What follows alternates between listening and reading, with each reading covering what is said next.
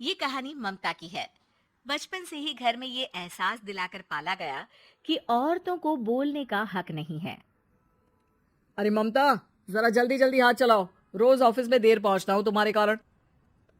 लेकिन आपका सारा खाना पैक और तैयार भी है। अरे जबान जितनी चलाती हो उतना अगर हाथ चलाती ना तो शायद घर को अच्छे से मैनेज कर पाती। क्या मतलब है? क्या नहीं मिला आपको? मुझे मुझे कौन देगा? ममता भागकर पति को मोजे देती है।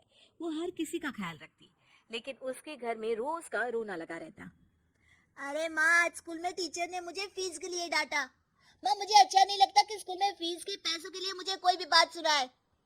अरे पर बेटा, ये तो पापा करते हैं ना, सारा ऑनलाइन। मुझे तो इसकी जानकारी भी नहीं है। हाँ हाँ, बना लो बच्चों के सामने मुझे बुरा। अरे करता तो मैं ही हूँ, माना, लेकिन मुझे कोई सपना थोड़ी ना आएगा कि बच्चों की फीस जमा करनी है। अरे बताओगी तो तुम ही ना। ममता की अब ये आदत में शुमार हो चुका था। वो हमेशा हर बात के लिए खुद को ही दोषी मानती। एक दिन वो पड़ोस की दोस्त से कहती है, समझ नहीं आता यार, मैं इतनी डम कैसे हो सकती हूँ। बात तो सही भी है ना। अब पति बेचारा नौकरी करे, पैसे कमाए, या फिर ये देखे कि बच्चों की फीस का वक्त है। क्या करूँ यार। पता नहीं, मेरे पति तो सारा काम खुद ही करते हैं। वो तो कहते हैं कि तुम थक जाती होगी, सारा दिन घर बाहर बच्चे तो। अच्छा, ऐसे भी पति होते हैं क्या? अरे क्या बात कर रही है? भाई साहब कभी तुझे किसी बात के लिए सुनाते नहीं? किसने कहा नहीं सुनाते? अरे ये पति चीज ही ऐसी होती है कि बिना पत्नी को सुनाए उन्हें चैन की नींद कहाँ आती है। तो तू भी परेशान रहती होगी कि कैसे, क्या, कब भूल गई। अरे वो तो मुझे बस इस बात के लिए ताना देते हैं कि मैं वक्त पर खाना क्यों नहीं खाती या पार्लर जाकर अपनी साज सज्जा क्यों नहीं करवाती। पड़ोसन बोल ही रही होती है कि ममता के बेटे की आवाज आती है। अरे माँ, क्या हो गया? लग नहीं रहा कि आज आप मुझे पानी भी देगी। अरे कब से खाने के लिए वेट कर रहा हूँ। अरे यार, मैं चलती हूँ। बेटा खाने के लिए वेट कर रहा है, मैंने उसे खाना भी नहीं दिया। अरे 12वीं में पहुंच चुका है तुम्हारा बेटा, उसे बोलो खुद पानी लिया करे। मैंने तो अपने बच्चों को काम करना सिखाया है। अरे यार, खुद की भी तो कोई लाइफ है। माना जब नहीं कर सकते थे तो किया, लेकिन अब इतने बड़े बच्चों की हर बात मानेंगे तो मुश्किल तो अपने को ही होगी। ममता को पड़ोसन की बात में दम तो लगता है, लेकिन करे क्या, आदत भी तो खुद ही ने डाली थी। ममता घर जाती है कि तभी बेटी आ जाती है। माँ, परसों मुझे एक शादी में जाना है। तेरी वो जो लाल वाली साड़ी है ना, उसे दे देना। मैं आज जाकर टेलर को दे दूंगी, वो उस साड़ी से सूट बना देगा। अरे नहीं नहीं तारा, वो मेरी माँ ने मुझे दी थी और उस साड़ी से मेरी काफी भावनाएं जुड़ी हैं। तुमको ना मैं दूसरी साड़ी दे दूंगी। ओके, कोई बात नहीं, लेकिन आज दे ही देना पक्का। तारा माँ की साड़ी से सूट बनवाकर पार्टी में जाती है, लेकिन जब वो पार्टी से लौटती है, क्या है, मैं तो समझ ही नहीं पा रही हूँ। अरे जब वो साड़ी मांगी थी तो ये छल्ली सी साड़ी क्यों दे दी? मैं ही पागल थी जो इस साड़ी का सूट बनवा लिया मैंने। माँ, जानती भी हूँ कि कॉलेज में मेरी कितनी हंसी उड़ी। तभी वहां ममता का पति सुनील आ जाता है। अरे गवार औरत, जब बेटी साड़ी मांग रही थी तो दे देती ना। अरे पापा, इनके तो इमोशंस जुड़े थे उस साड़ी से। ममता इतने सब के बाद भी कुछ नहीं बोलती। मेरी बेटी की बेइज्जती हो गई, मैं बिल्कुल बर्दाश्त नहीं कर सकता ये। मैं नहीं चाहता कि मेरी बेटी से कोई भी ज्यादा सुंदर लगे पूरे कॉलेज में। जी, वो पढ़ने में तारा बिल्कुल अच्छी नहीं है, उसकी पढ़ाई पर आप ध्यान दीजिए ना। अच्छा, अब तुम मुझे बताओगी कि मुझे किस पर ध्यान देना और किस पर नहीं।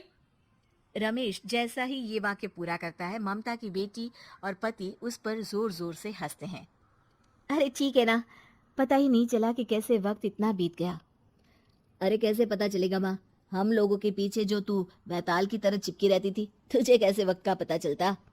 ममता को पहले सास ससुर, फिर पति और बच्चों की तरफ से इस तरीके की बातें सुनकर उसका मन बहुत दुखी रहता था। एक दिन, सुनो ना, बहुत दिनों से कमर के नीचे बहुत दर्द रहता है। कल मैंने देखा तो एक फोड़ा था।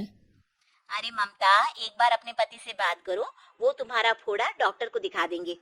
अरे नहीं नहीं, वो तो गुस्सा हो जाएंगे। अरे क्यों गुस्सा हो जाएंगे? तुमको दर्द है? हाँ, लेकिन वो यही बोलेंगे कि ऑफिस जाऊं या फिर तुम्हें लेकर डॉक्टर के पास। तो बेटे से ही बात कर ले। अरे वो तो मैं कर लूं, लेकिन फोड़ा है ऐसी जगह कि उसे बताते मुझे शर्म आएगी। लेकिन कुछ ना कुछ तो करना जरूरी है ना। ऐसे कब तक फोड़े के दर्द से तड़पती रहेगी? अब तो सोच रही हूँ कि इनसे बात कर ही लूं, वरना दर्द के मारे कहीं मर ना जाऊं। लेकिन शाम को, ममता, क्या किया तुमने आज? खाने के डिब्बे में कैसा खाना दिया था? दाल खराब हो गई थी। कब की थी? दाल तो मैंने सुबह ही बनाई थी, खराब कैसे हो गई? अच्छा सुनिए ना, मुझे कहना है कि अरे गरम दाल बंद करोगी तो ऐसा ही होगा ना। बेइज्जती हो गई सबके सामने मेरी। ऑफिस वालों ने ऐसा मजाक उड़ाया कि क्या बोलूं। कल से ठीक से खाना देना है तो देना, वरना खाना देना बंद कर देना। बाहर खा लूंगा मैं। ममता जो पति से अपनी परेशानी बताने वाली थी, वो अब ये सोचने लगती है कि कल से पति को खाने में क्या दे। अगले दिन ममता थकी थकी सी हालत में, आप लोगों के लिए नाश्ता बना दिया है, खाना बनाने की हिम्मत नहीं है आज तो। रात भर सोकर थक गई है ना, इसीलिए तो खाना नहीं बना सकती। हिम्मत नहीं हो रही है, मैं बस सोने जा रही हूँ। बस मैडम को सोने का बोल दो, फिर देखो कैसे सोती रहती है। माँ फिर वही पराठा सब्जी। अरे हमारे साथ के दोस्त एक से बढ़कर एक नाश्ता खाना लेकर आते हैं, आप तो बस। सभी घर से निकल जाते हैं, लेकिन जब शाम को बेटा घर आता है तो घर में अंधेरा रहता है। बेटा लाइट चलाता है। क्या माँ, तुम्हारा भी जवाब नहीं है बिजली का बिल बचाने के लिए? वो बोल ही रहा होता है कि सामने माँ जमीन पर लेटी मिलती है। वो उसके पास जाता है। अरे माँ, क्या हो गया माँ? तभी वहां पड़ोसन आती है। अरे बेटा, तुम्हारी माँ के पैर के पास एक फोड़ा है, जिसके कारण ये लगातार कमजोर होती जा रही थी। मैंने उसे पहले ही कहा था कि घर में बता दो, लेकिन तुम्हारी माँ किसी को तंग करना नहीं चाहती थी। तभी वहां डॉक्टर आ जाता है। अरे इनके ऑर्गन में दिक्कत है, कोई बात है जो इनके मन में खटक रही है। अरे नहीं नहीं, इसके मन में कोई बात नहीं है। कोई काम है नहीं ना इसके पास, सारा दिन बस घर में ही रहती है। देखिए मैं तो ये नहीं जानता, लेकिन हाँ इनके मन में हमेशा कोई बात रह जाती होगी, इसीलिए उनकी ये हालत है। अगर आप समय से नहीं ले आते तो हो सकता था कि। अरे नहीं नहीं डॉक्टर साहब, हम पूरी कोशिश करेंगे कि वो ठीक हो जाए। हम लोगों ने अपनी ही परेशानी माँ के सामने रखी, लेकिन किसी ने माँ की दिक्कत को जानने की कोशिश तक नहीं की। हाँ, मैंने भी ममता को हमेशा घरेलू जरूरत से ज्यादा काम का नहीं सोचा था। ममता को होश आता है और वो खुद को अपने बेडरूम में देखती है। वो उठने की कोशिश करती है कि माँ, अब आप नहीं उठेंगी। हम लोग है ना, हम लोग आपको पूरी तरह से खुश रखने की कोशिश करेंगे।